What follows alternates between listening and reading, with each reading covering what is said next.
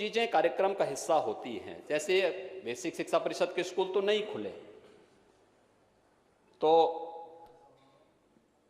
मैं अक्सर जाता हूं तो बेसिक शिक्षा परिषद के स्कूल में जाऊं, क्योंकि बेसिक शिक्षा परिषद के स्कूल में गरीब का बच्चा, किसान का बच्चा, मजदूर का बच्चा, अंतिम पायदान पर बैठे हुए व्यक्ति का बच्चा पढ़ता है।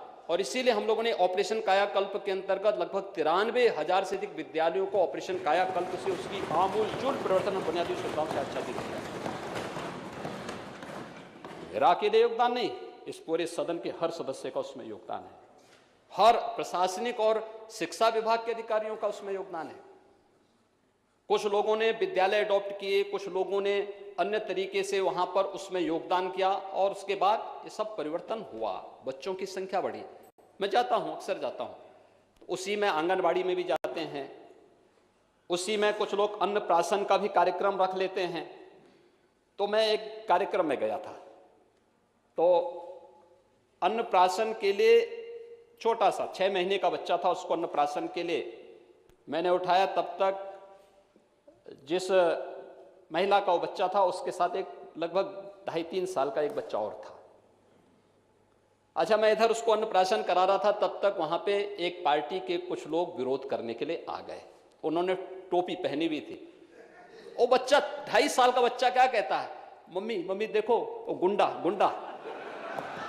अब आप देखिए कि एक 2 साल 2.5 साल का बच्चा के मन में टोपी पहन करके आने वाले व्यक्ति के बारे में क्या धारणा है।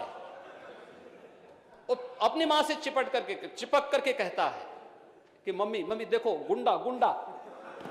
यानी ये धारणा सामान्य रूप से बन चुकी है। और इसीलिए मैं अपील करूंगा नेता प्रतिपक्ष, आप पगड़ी पहन करके आते तो अच्छा लगता, गांव का साफा पहन करके आते तो मैं उसका अभिनंदन करता। लेकिन कम से कम आप तो वास्तव में उस यथार्थवादी परंपरा के बहुत सशक्त हस्ताक्षर रहे हैं, जिसने समाजवादी आंदोलन को ईमानदारी के साथ आगे बढ़ाने का कार्य किया था। स्वर्गीय चंद्रशेखर जी ने उस अभियान को बहुत अच्छे ढंग से आगे बढ़ाने का प्रयास किया था। बलिया की धरती उसके लिए जानी जाती है, और आपको कम से कम इसको परहेज करना चाहिए इस प्रकार की चीजों से।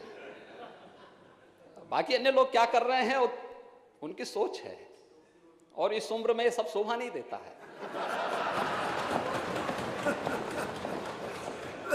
लेकिन